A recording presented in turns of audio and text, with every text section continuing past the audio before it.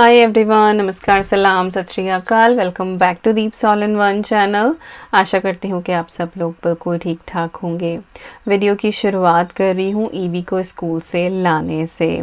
उसकी जो प्राम है, जब उसको ड्रॉप करती हूँ तो वापस मैं घर लेकर आती हूँ, और जब उसको पिक करने जाती हूँ फिर दोबारा से ये खाली प्राम में लेके जाती हूँ, क्योंकि उसके स्कूल में प्राम स्टोरेज नहीं है। अद्वी जिस नर्सरी में जाती थी वहाँ पे प्राम स्टोरेज था, लेकिन ईवी के स्कूल में नहीं है। और मैं प्रेफर करती हूँ कि उसको मैं वॉक करके ही ड्रॉप करूँ। इससे मेरी भी थोड़ी सी एक्सरसाइज हो जाती है, वॉक हो जाती है, दिन के मेरे स्टेप्स कंप्लीट होने में हेल्प हो जाती है। अभी जो है शाम का टाइम है और यहाँ पे मैं चाय बनने के लिए रख रही हूँ, और जब तक चाय बनेगी तब तक मैं डिनर की भी तैयारी कर दूँगी। आजकल वैसे भी मेरी मॉर्निंग शिफ्ट चल रही है, तो 12 साढ़े 12 तक मेरा ऑफिस का काम डन हो जाता है, तो दोनों बच्चों के स्कूल से आने तक मुझे काफ़ी टाइम मिल जाता है। तो आजकल थोड़ा रिलैक्स भी हो पा रहा है, और घर के जो एक्स्ट्रा काम दिवाली के लिए होते हैं वो भी आसानी से हो रहे हैं। तो डिनर में आज मैं बनाने वाली हूँ गार्लिक ब्रेड। इसके लिए मैंने 1 कप मैदा लिया है और 1 कप मैंने गेहूं का आटा लिया है। आप टोटल मैदा भी ले सकते हैं और टोटल गेहूं का आटा भी ले सकते हैं। टेस्ट में ऑफ कोर्स डिफरेंट जो है वो आपको महसूस होगा, बट मुझे हाफ एन हाफ वाला जो ये रेशो है ये अच्छा लगता है। गुड फ्रॉम बोथ एक्चुअली, तो अच्छा रहता है, आप ट्राई कर सकते हैं। अच्छा, आज की जो गार्लिक ब्रेड है वो मैं बिना यीस्ट के बनाने वाली हूँ, क्योंकि मेरे पास बहुत सारे कमेंट आए थे कि बिना यीस्ट के आप जो है वो सिखाएं। ब्रेड में मुझे अब तक वो सक्सेस नहीं मिली है जैसे यीस्ट के साथ मिलती है, बट बाकी चीज़ें जैसे कि पिज़्ज़ा हुआ या गार्लिक ब्रेड हुई वो आसानी से बन जाता है। तो चलिए रेसिपी मिस ना हो जाए बता देती हूँ। आधा कप रूम टेम्परेचर की मैंने ये दही ली है। बाहर इसको मैंने सुबह रख छोड़ा था तो ये खट्टी हो गई है। 1 टेबलस्पून मैंने इसमें चीनी ऐड करी है। गार्लिक पाउडर मैंने इसमें डाला है 1 चम्मच ही, आप फ्रेश गार्लिक कूट के भी ऐड कर सकते हैं। साथ ही 1 चम्मच भर के मैंने इसके अंदर मिक्स्ड हर्ब या फिर ऑर्गेनो जो भी हो आपके पास आप वो ऐड कर लें। अब इसको फर्मेंट करने के लिए यहाँ पे हम बेकिंग पाउडर और बेकिंग सोडा का इस्तेमाल करेंगे।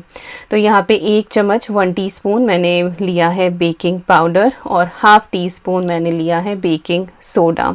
मेजरमेंट जो है वो आप ध्यान रखना, और अगर मेजरिंग स्पून्स हों आपके पास तो ज़्यादा बेटर है। इसके बाद आपको इसको मिक्स करना है। जैसे ही आप इसको मिक्स करेंगे दही और सोडा रिएक्ट करेंगे और ये एकदम फ्लफ़ी सा हो जाएगा, बिल्कुल जैसे यीस्ट फूलता है उसी तरीके से। इन केस आपकी दही ठंडी है, ज़्यादा खट्टी नहीं है, तो उसको आप और फर्मेंट करने के लिए उसमें 1-2 ड्रॉप जो है वो आप विनेगर की ऐड कर लें। मेरी यहाँ पे बहुत अच्छे से ये फर्मेंट हो गई थी, बट स्टिल मैंने 1-2 ड्रॉप डाली हैं और बेटर रिजल्ट के लिए, तो आप ऐड कर सकते हैं। और 1 टीस्पून तक विनेगर इसके अंदर जा सकता है, उससे टेस्ट में कोई फ़र्क नहीं आएगा, आपको बिल्कुल भी महसूस नहीं होगा। हाँ, उससे ज़्यादा अगर आपको डालेंगे तो फिर आपको थोड़ी सी खटास इसके अंदर महसूस होगी। तो यस, ये सारी मेजरमेंट थी और मैं डिस्क्रिप्शन बॉक्स में भी प्रोवाइड करा दूंगी, तो आप वहाँ पे चेक कर लेना। अब ये जो सारा मिक्स है ये अब हम जो हमारा ड्राई इंग्रेडिएंट है 1 कप मैदा 1 कप गेहूं का आटा उसके अंदर हम ऐड कर देंगे। इसके बाद बिल्कुल सॉफ्ट हैंड से आपको इस डो को नीड करना है। अभी हमें पानी की भी इसके अंदर ज़रूरत पड़ेगी, बट उसका मेजरमेंट जो है पानी का वो डिपेंड करेगा कि आपका जो गेहूं का आटा है वो किस तरह का पिसा हुआ है। अगर फाइन पिसा हुआ है तो कम पानी की ज़रूरत पड़ेगी, अगर मोटा पिसा हुआ है, हस्क उसके अंदर ज़्यादा है, तो ज़्यादा पानी की ज़रूरत पड़ेगी। फाइनल जो आटा है वो मैं आपको दिखा ही दूंगी, तो उस हिसाब से 1-2 टेबलस्पून कम ज़्यादा आपका पानी जा सकता है। तो पहले दही के साथ इसको आप एक बार अच्छे से गूँथ लें, उसके बाद इसके अंदर पानी ऐड करें। बिल्कुल भी टाइट डो ये हमें नहीं बनाना है, बिल्कुल लचीला सा जैसा हम पिज़्ज़ा के लिए बनाते हैं। रोटी के डो से भी आपको इसको सॉफ्ट बनाना है और अच्छी तरह से हाथों से मसल के आपको ये डो तैयार करना है। 4 से 5 मिनट की इसमें मेहनत लगेगी। मैं ये काम स्टैंड मिक्सर में भी कर सकती थी, बट फिर कमेंट आता है कि हमारे पास नहीं है, तो हाथों से किस तरह से हम इसको करें। तो कुछ ऐसा नहीं है कि ये कुछ बहुत बड़ा काम है, आप हाथों से नहीं कर पाएंगे। मेरे हाथ का ऑपरेशन हो रहा है, मुझे प्रॉब्लम रहती है हाथ से जो है वो आटा बनाने में, जोर पड़ता है मेरे हाथ पे, इसी वजह से मैंने स्टैंड मिक्सर लिया भी था। अदरवाइज़ ऐसा नहीं नहीं है कि मुझे आटा बनाना आता नहीं है या फिर मैं कामचोर हूँ और उसमें जो है मशीनों में मैं ज़्यादा वो करती हूँ, बट जहाँ पे मुझे प्रॉब्लम हो रही है वहाँ के लिए मैंने सहूलत लेने की कोशिश करी है, क्योंकि मैं उस चीज़ को अफोर्ड कर पाई हूँ। तो खैर यहाँ पे अब मैंने बिल्कुल थोड़ा सा ऑयल, कुछ 1 टीस्पून के करीब अपने हाथों के ऊपर लगाया है, और उसके बाद फिर मैंने इस डो को और अच्छे से 2 से 4 मिनट तक नीड करा है। हाथ पे जो चिपका हुआ आटा है उस पर थोड़ा सा ड्राई फ्लावर लगा के मसल कर आप उतार दें और फिर से 2 मिनट के लिए इस आटे को अच्छे से नीड करें।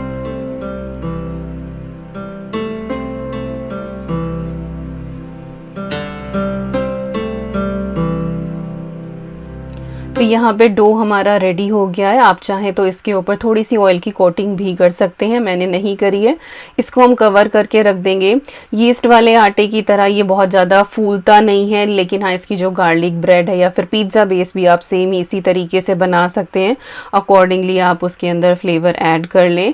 सॉफ्ट बहुत बनता है, तो आप ट्राई कर लेना। साथ ही यहाँ पे मैं गार्लिक बटर बना रही हूँ। इसके लिए मैंने स्प्रेडेबल बटर लिया है, इसके अंदर सॉल्ट ऑलरेडी होता है। आप घर का बना हुआ बटर भी ले सकते हैं, या यूजुअल जो बटर स्टिक आती है आप वो भी ले लें। तो उसमें देख लें कि वो सॉल्टेड है अनसॉल्टेड है, तो हिसाब से आप उसमें नमक ऐड कर लें। इसके बाद मैंने इसके अंदर ऐड करा है मिक्स्ड हर्ब, और साथ ही मैंने गार्लिक पाउडर डाला है। अगेन आप इसमें फ्रेश गार्लिक भी यूज़ कर सकते हैं, या फिर गार्लिक को थोड़ा सा रोस्ट करके आप वो भी इसके अंदर डाल सकते हैं। थोड़े से मैंने ये चिली फ्लेक्स इसमें डाले हैं, और इसके बाद इन सारी चीज़ों को हम अच्छे से मिक्स कर लेंगे। तो हमारा जो गार्लिक बटर है वो रेडी हो जाएगा। जो स्प्रेडेबल बटर होता है ये थोड़ा सा सॉफ्ट रहता है, क्योंकि इसमें थोड़ा ऑयल मिला हुआ होता है। इन केस आप बटर स्टिक ले रहे हैं या फिर आप घर का बना हुआ बटर ले रहे हैं, तो इस तरह की स्मूथ कंसिस्टेंसी के लिए उसके अंदर थोड़ा सा ऑलिव ऑयल आप ऐड कर लें, और इसी तरह की कंसिस्टेंसी का आप गार्लिक बटर बना के तैयार कर लें। तो बस ये सारा काम हो गया है, और मीनवाइल हमारी जो चाय है वो भी रेडी हो गई। और कुकीज़ आज हम चाय के साथ ले रहे हैं जो अद्वी ने बनाई है। इनकी वीक में एक कुकिंग क्लास होती है जिसमें वो डिफरेंट चीज़ें बनाते हैं। तो इस हफ्ते उसने कुकी बनाई थी, और वाकई में बहुत अच्छी बनी थी। क्रंची थोड़ी ज़्यादा हो गई क्योंकि अभी बच्चों को इतना आइडिया नहीं है, बट फर्स्ट टाइम के हिसाब से बहुत अच्छी थी। तो चाय हमने पी, और उसके बाद आधा पौना घंटा जो है वो फैमिली टाइम हमारा हुआ, और अब मैं सीधा आ गई हूँ किचन में यहाँ पे डिनर बनाने के लिए। तो जितना हमने ये आटा बनाया है इसमें 2 बड़ी गार्लिक ब्रेड डोमिनो स्टाइल वो बनके तैयार होंगी। तो इसको मैंने 2 पार्ट में डिवाइड किया है। इसके बाद ड्राई फ्लावर लगाया है, और इसकी अब हम रोटी बेल लेंगे, लेकिन बहुत ज़्यादा हम इसको यहाँ पे पतला नहीं करेंगे, थोड़ी थिक सी ही होती है।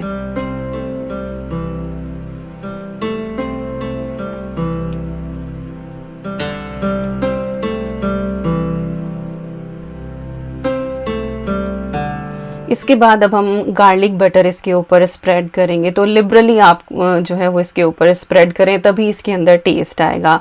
हालांकि जो डो है हमारा उसके अंदर भी थोड़ा सा गार्लिक पाउडर हमने डाला था जब वो दही वाला मिक्स बनाया था, तो बहुत अच्छा फ्लेवर आता है इसके अंदर। और गार्लिक ब्रेड मुझे बहुत पसंद है, पिज़्ज़ा से भी ज़्यादा पसंद है।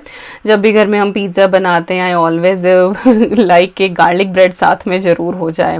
अच्छा, अब इसमें मैं कुछ टॉपिंग कर रही हूँ। एक मैं ये टॉपिंग्स वाला सब्जियों वाला बना रही हूँ, और एक मैं प्लेन बनाऊंगी। और सब्जियों में यहाँ पे मैंने शिमला मिर्च ली है, अनियन ली है, कॉर्न है, यहाँ पे फ्रोज़न कॉर्न है, बस थोड़ा सा वॉश कर लिया था, कुछ थौ वगैरह नहीं किया था। और जो शिमला मिर्च है वो 2-3 कलर की है, तो वो मैंने खूब सारी इसके अंदर भर दी है। और इसके बाद हम इसमें ये चीज़ ऐड कर रहे हैं, चेडर चीज़, मोज़रेला, जो भी आपको पसंद हो, या मिक्स चीज़ जो भी आप लेना चाहें आप वो ले सकते हैं। तो अच्छे से आप इसमें चीज़ जो है वो डालें, और उसके बाद हाफ पोर्शन में ही ये सारा काम करना है जैसा कि आपको दिख रहा है स्क्रीन पे।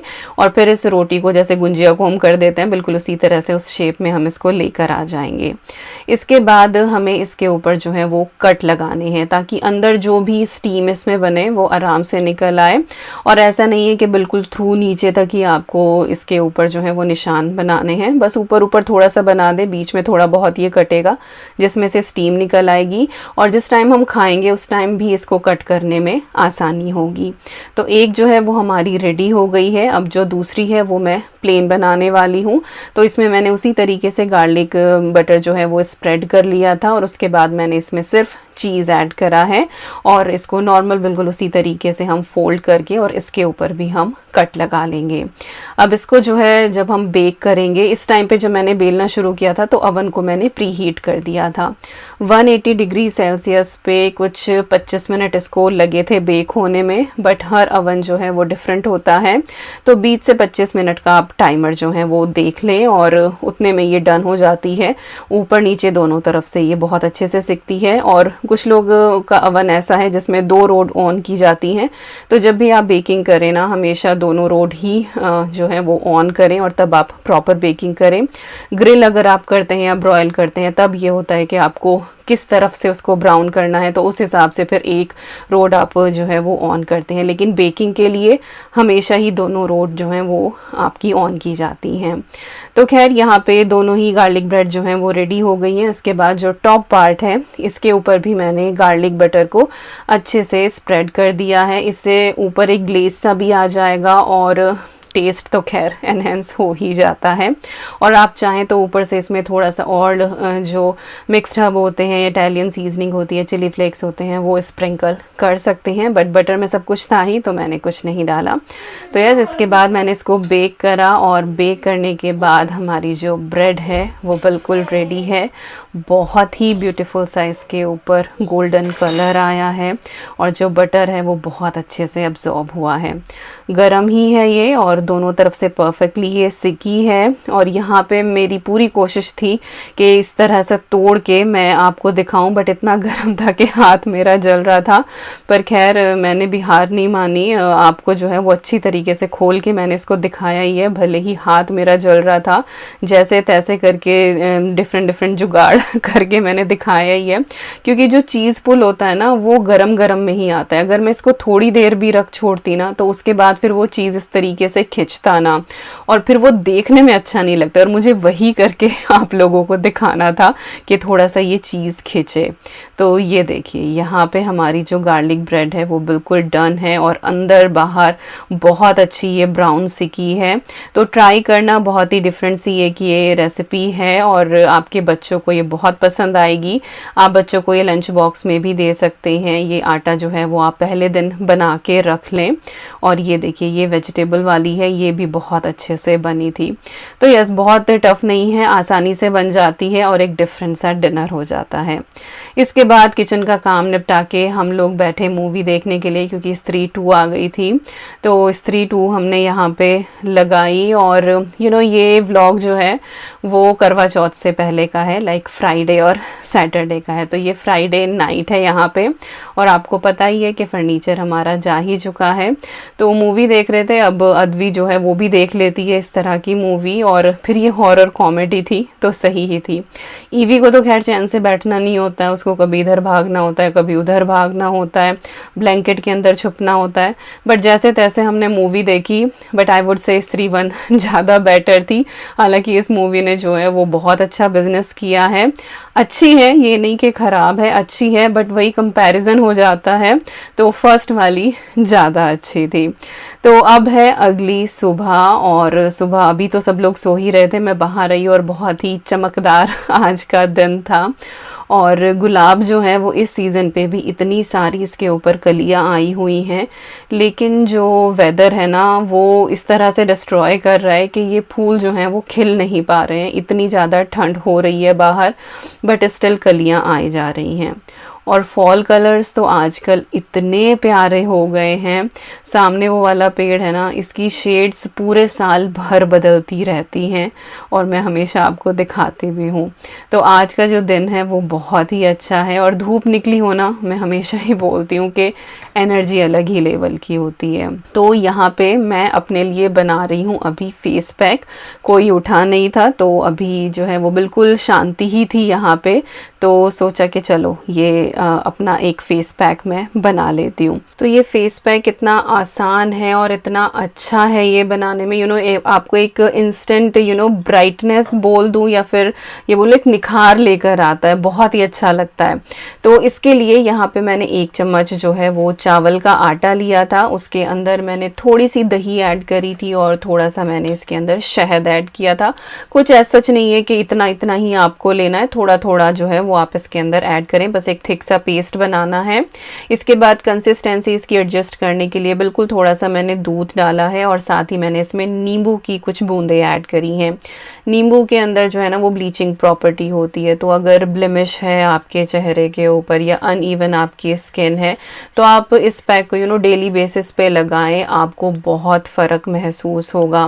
पहले मैं बहुत DIY किया करती थी बट अभी इतना टाइम नहीं मिल पाता है और आई थिंक लाइफ में जो है वो आपकी प्रायोरिटी चेंज होती जाती हैं।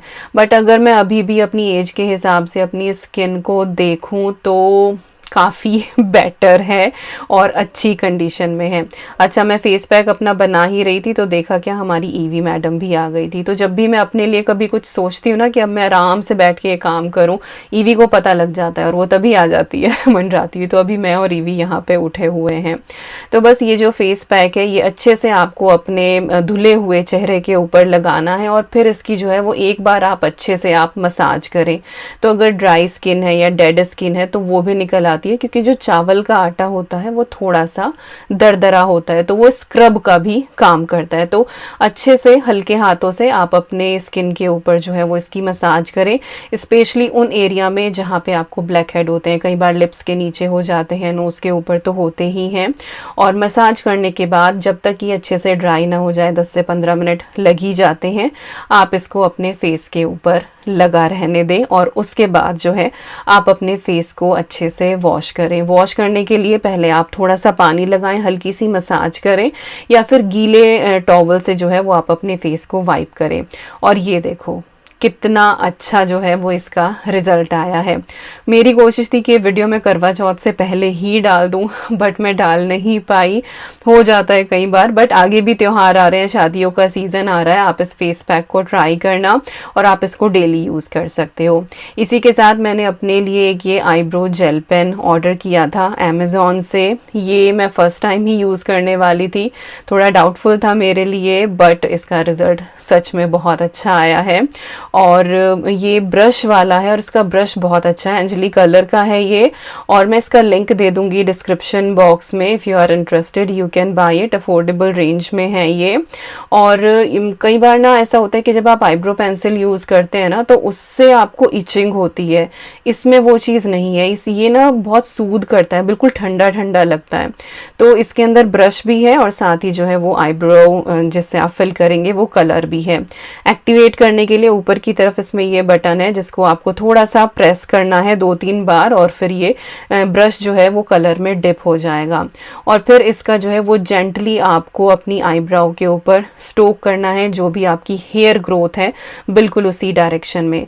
जितना आपको डार्क करना है, जितना लाइट करना है, उसी हिसाब से आप इस ब्रश को डिप करें, लाइक उतनी ही बार इसको ऊपर नीचे करना है।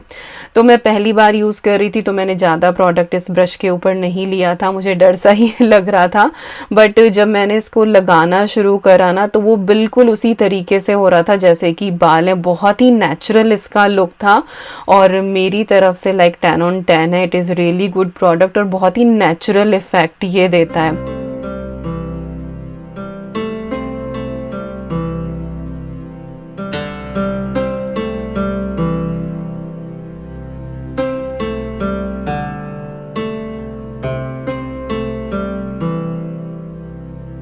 ये देखो यहाँ पे मैंने इसको ये लगाया है और बहुत अच्छा आया है, कलर भी ये बिल्कुल परफेक्ट आया है। ब्राउन लिया है मैंने ये कलर, जो डार्क ब्राउन आता है, क्योंकि मेरे हेयर जो है वो भी डार्क ब्राउन शेड में ही है। मेहंदी लगा के जो है वो रंग थोड़ा सा बदल जाता है और नेचुरल इसका लुक आया है, वही मैं कई बार बोल चुकी हूँ। बट अभी मैंने पहली बार यूज़ किया था तो इतनी फिनिशिंग नहीं है मेरे हाथ में, धीरे धीरे आ ही जाएगी। But it's good, link in the description box, you can check out. Lunch के लिए बता देती हूँ कि क्या बना रही हूँ। अरहर की दाल मैंने सोक करी है, साथ ही मैंने यहाँ पे पत्ता गोभी और आलू कट करके रखा है, प्याज भी इसी में वॉश करके डाल दी थी, चावल भिगो दिए हैं और साथ ही यहाँ पे मैंने पालक ढेर सारा वॉश करा है क्योंकि दाल में भी यूज़ करूँगी। बाकी जो बचेगा उसको फिर मैं ब्लांच करके ये रख दूँगी। No, we'll help you. Okay. Very good. Going to get you. I can't reach. You can't reach. Lipstick लग गई मम्मा की। चलो, let's go. तो चलिए यहाँ पे लंच बना लेते हैं। कुछ डिटेल्ड रेसिपी तो मैंने रिकॉर्ड नहीं करी है, बस कुछ ग्लिम्स जो हैं वो मैं आपके साथ यहाँ पे शेयर कर रही हूँ। तो दाल के लिए वही थोड़ा सा घी डाल के उसमें हींग, जीरा और प्याज को भून लिया है, और पत्ता गोभी के लिए जो है मैंने सरसों का तड़का लगाया है और उसके बाद उसमें प्याज डाली है, और पत्ता गोभी के लिए मैंने लंबी कटी हुई प्याज ली है। इसके बाद जो पालक था उसको मैंने फाइनली चॉप कर लिया था और वो मैंने प्याज के साथ डाल दिया था। जब प्याज अच्छे से भुन गई थी, थोड़ा सा पालक को हम यहाँ पे रोस्ट कर लेंगे। हालांकि दाल के साथ ये पकेगा ही, बट अगर थोड़ा सा रोस्ट कर लेते हैं ना तो टेस्ट और ज़्यादा अच्छा आता है। इसके बाद दोनों ही चीज़ों में जो दाल और सब्जी बन रही है सेम वही बेसिक मसाले जाएंगे, तो मैं एक साथ ही ऐड कर रही हूँ धनिया पाउडर, हल्दी पाउडर और रेड चिली पाउडर। तो ये भी एक मल्टीटास्किंग ही है कि एक साथ आप दो चीज़ें चढ़ा दें, और हमेशा इस तरह की चीज़ें सेलेक्ट करें जिनका तड़का ऑलमोस्ट सेम ही हो, तो आप एक साथ दो डिशेस तैयार कर सकते हैं। तो मैं जब अपना मेन्यू डिसाइड करती हूँ ना वीकली, तो मैं इसी तरीके से करती हूँ कि एक साथ में दो चीज़ें एकदम बिना पजल हुए बना लूँ, तो काम जल्दी हो जाता है। बाकी के दूसरे काम के लिए आपको जो है वो और टाइम मिल जाता है। और दोनों ही चीज़ें मैंने ऐसी सेलेक्ट करी थी जिसमें टमाटो प्योरी या फिर टोमेटो नहीं जाना था। तो पालक के साथ वैसे भी टमाटर इस्तेमाल होता नहीं है। तो यहाँ पे मैंने दाल भी ऐड कर दी थी, पानी डाल दिया था हिसाब से, नमक ऐड कर दिया था, और इधर जो पत्ता गोभी है इसको मैं खुला ही यहाँ पे पका रही थी। मटर भी मैंने इसके अंदर थोड़ी सी ऐड करी है क्योंकि मैंने पानी के अंदर ये भिगो के रखे थे ना, तो इसमें काफ़ी पानी अंदर चला जाता है। तो जब पानी वो सूख गया फिर मैंने उसको कवर करके पकाया है। प्रेशर कुकर की भी मैंने लिड लगा दी है, 2 विसल में डन हो जाएगा क्योंकि दाल अच्छे से भीगी हुई थी।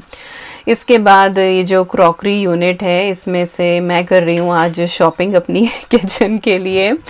तो जो टी मग्स हैं हमारे वो मैं आज चेंज कर रही हूँ। पिछले काफ़ी महीनों से हम वही सेम कॉफ़ी मग यूज़ कर रहे थे, तो ऐसा नहीं है कि हर बार आपको नए कॉफ़ी मग ही ख़रीदने हैं, आप उनको बस टाइम टू टाइम चेंज करते रहें। 2-3 कलेक्शन इस तरह का आप रख लें। तो जो हम अभी 4 कप यूज़ कर रहे थे वो मैंने वापस क्रॉकरी यूनिट में रख दिए और वहाँ से मैं दूसरे ये 4 कप उठा के ले आई हूँ। तो हर महीने 2 महीने में मैं ये काम करती रहती हूँ, तो एक फ्रेशनेस आ जाती है और ना मुझे कुछ ख़रीदना पड़ता है, और अच्छा लगता है जब वो एक छोटा सा चेंज आ जाता है। इसी के साथ जो साइड प्लेट्स थी हमारी वो भी ख़राब हो गई थी, तो वो भी मैं क्रॉकरी यूनिट से निकाल के लेके आई हूँ क्योंकि मेरे पास ऑलरेडी एक्स्ट्रा ये रखी हुई थी। एक डिनर सेट के ये 7 की हैं, तो वो मैं निकाल के लेकर आई हूँ। और जो पहली वाली थी उनकी देखो क्या हालत हुई। आप बोलते हो ना कि दीपिका तुम क्रॉकरी ख़रीदती हो, वेस्ट करती हो पैसा, तो ऐसा नहीं है। चीज़ें ख़राब होती हैं तो फिर वो चेंज करनी पड़ती है, और कांच की चीज़ या पोर्सिलेन अगर इसमें चिप आ जाए तो फिर वो मैं इस्तेमाल नहीं करती हूँ, मुंह में भी जाने का डर होता है।